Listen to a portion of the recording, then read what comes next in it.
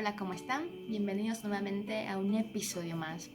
No vamos a hablar de esta vez, pero sí quiero compartirles esta mañana un pasaje que estaba leyendo. Ya estoy en Isaías 35 y quiero compartirles, porque es corto, de hecho les animo a buscar su Biblia, pongan stop y por su Biblia.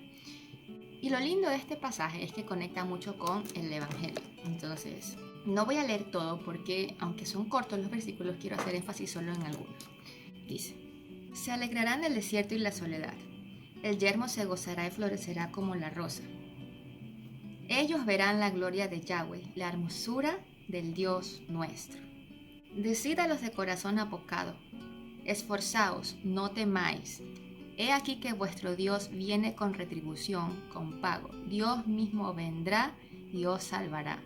Énfasis acá porque dice que Dios mismo vendrá y os salvará. ¿Quién vino? ¿Quién nos ha salvado? Cristo. Entonces, esta es una de esas muestras que la palabra nos da sobre que Dios mismo vendría, y por eso sabemos y tenemos convicción, como dice Jesús, de que el Padre está en Él y Él está en el Padre, que el Padre y Él son uno. Son uno. Y esto es solamente una parte, por supuesto. Si leen el resto de las escrituras desde ya Éxodo y todo, avanzando, siempre el Señor habla, siempre Dios habla, siempre Yahweh habla de que Él vendría y que Él es nuestro Salvador y que Él es nuestra roca y que Él es nuestro Redentor. Por tanto, eso nos ayuda a entender cómo es que son uno. Versículo 5.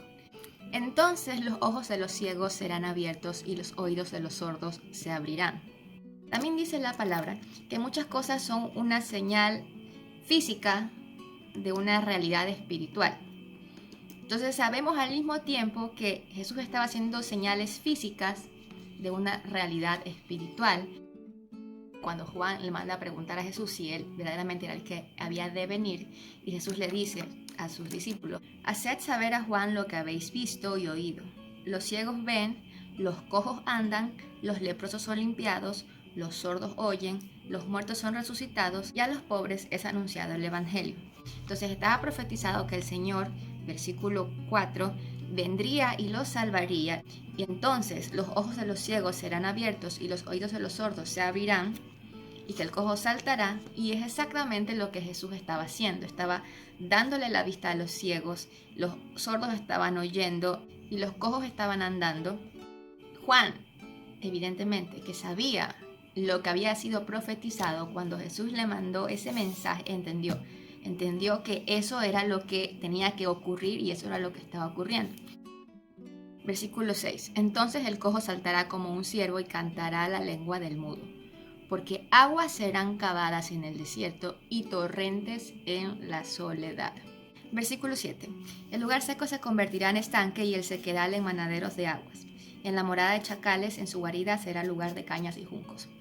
Algo que destaca aquí, y es algo que nos ayuda a entender la misericordia del Señor, es que dice que el lugar seco se convertirá en estanque. ¿Cómo es posible que de repente un lugar seco de repente tenga agua? Evidentemente es un milagro.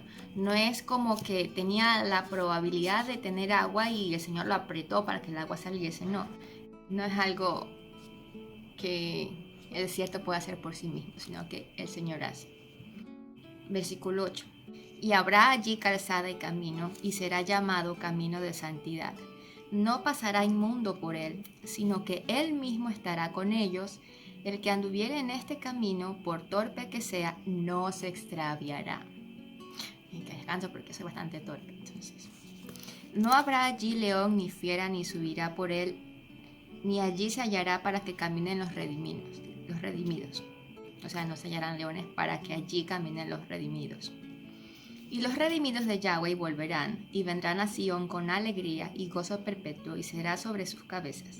Y tendrán gozo y alegría, y huirán la tristeza y el gemido. ¿Qué vemos en este versículo 8? Dice que allí habrá calzada y camino, y será llamado camino de santidad, y no pasará inmundo por él. ¿Por qué antes de Cristo nos era imposible, y para el pueblo en ese tiempo era imposible que pudiera andar por ese camino? Porque dice que no pasará inmundo por él.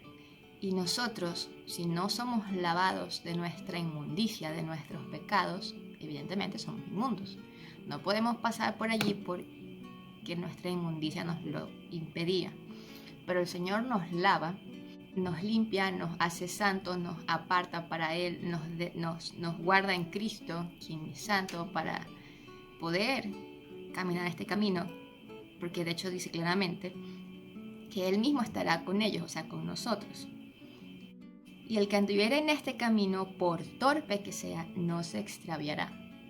Por eso es que está esta discusión de puedo abandonar el camino, puedo no abandonar el camino, o sea, ser salvo y dejarse salvo y todo eso. Pero lo cierto es que dice la palabra, y escrito está, y nadie puede negar la escritura, que el que anduviera este camino, por torpe que sea, no se extraviará. ¿Por qué? Porque Él estará con nosotros. Y si Dios está con nosotros, ¿quién contra nosotros? Ni mi falta de voluntad, por así decirlo, porque el Señor es poderoso para mover mi voluntad. O sea, hacer lo que se necesita. Es como cuando tienes un amigo que está deprimido y echado en su cama y no quiere hacer nada y tiene la voluntad en el piso, así no quiere hacer nada, quiere morirse ya. Pero el grupo de amistades se reúnen, arman un plan para mover su voluntad, para sacarlo de esa cama, para levantarle el ánimo y que tenga la voluntad de hacer algo por su vida. Si eso lo hace un grupo de amigos mortales, normales y comunes que no conocen lo que hay en el cerebro de ese hombre deprimido, imagínense Dios. Que no puede hacer Dios, que todo lo sabe, que nos conoce y conoce mis pensamientos y que conoce y que sabe que va a mover mi voluntad. Entonces, eso es la parte en que descansamos. Descansamos en saber que a veces andamos desconfiados. Digo, no, yo voy bien por el camino. Bueno, y tampoco es que tan bien que andemos tan confiados. Yo no confío en mí, confío en Dios. Ese es el punto. Puedo andar por este camino. Pero no estoy confiando en que yo soy buen atleta, sino que más bien estoy segura de que en algún momento, porque ya me ha pasado y me volverá a pasar, de que en algún momento me estoy queriendo rendir, me estoy queriendo echar al piso, quedarme como esa persona deprimida sin querer mover, sin querer ir para izquierda o derecha, sin querer avanzar. Ya estoy allí, estoy como rendida, como Elías, Señor, ya llévame. Pero confío en que el Señor, ese amigo que tengo, ese mejor amigo con el resto de mis amigos, hermanos, me van a ayudar, me van a espabilar, me van a pegar mis cachetadas mentales para que me mueva, para que no me quede allí, porque evidentemente hay que seguir avanzando, no me puedo dejar, no me puedo sepultar en el camino, tengo que avanzar, tengo que proseguir. Entonces estoy confiando en que para cuando ese día llegue, quizás no ha sido hoy, pero para cuando ese día llegue, Él lo va a hacer.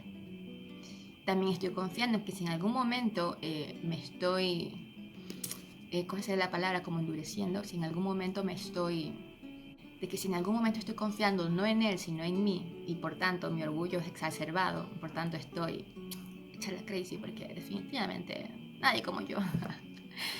También, aunque en ese momento no puedo confiar en Dios, porque evidentemente ando cegada por el orgullo, pero desde el principio confío en que para cuando ese día llegue, si es que ha de llegar, esperemos en el Señor que ese día no llegue, pues eso es un poco más difícil, o sea, es más heavy, que para cuando ese día llegue, el Señor hará lo necesario para bajarme de esa nube, literal, el Señor hará lo necesario para bajarme de esa nube, porque confío en que Él se acuerda y se acordará de mí y lo hará.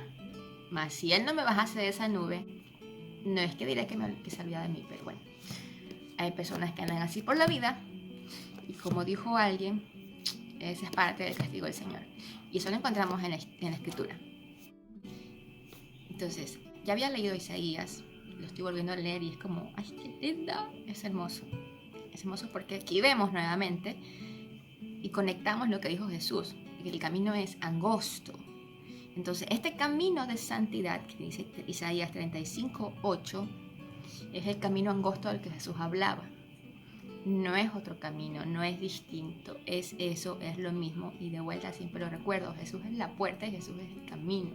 Necesitamos caminar ese camino. Ya pasaste la puerta, camina, camina, camina, camina.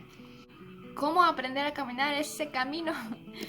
Pues te animo a que seas dependiente de su palabra, de su consejo, porque como lo vimos en el Antiguo Testamento y no cambia para el día de hoy, el Señor nos va guiando por su palabra.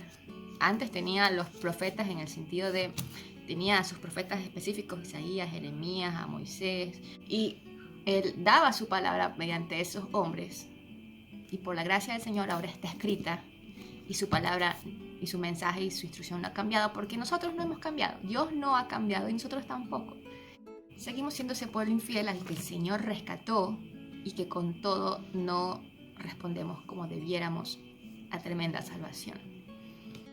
Con la diferencia de que el Señor nos ha dado su Espíritu para que lo conozcamos por quien verdaderamente es, para que podamos entender y ya no ser como dice Jesús, ya no los llamo esclavos, sino que los llamo amigos, porque se nos comunica para que podamos, como dice la palabra, no perder el temor del Señor, para que podamos amar al Señor y crecer en ese amor, por supuesto. Necesitamos crecer. Por eso es que ahí sí, ya cuando leemos a las cartas de los apóstoles, de Pablo, que dicen que crezcamos en conocimiento, y por eso es que Jesús dice conocerte es amarte, Señor. Necesitamos crecer en conocimiento para crecer en amor y devoción a Dios, porque de vuelta Él es perfecto y cómo no amar la perfección del Señor. Pero necesitamos conocerla, no asumirla, porque si solo asumimos, no es lo mismo, no es lo mismo, no es lo mismo. Bueno, eso es lo que quería compartirles el día de hoy. Espero que los haya animado y les siga siendo de ánimo para que vayan a los profetas. Créanme que verse la historia completa te amplía a entender la mente de Dios. Por supuesto, no la vamos a entender completamente, por supuesto que no, sino lo que Él nos ha revelado. Pero Él nos ha revelado tanto, tanto, tanto, que quedarnos con un pedacito de su revelación es tener el rompecabezas bastante vacío. Los animo a perseverar en su palabra.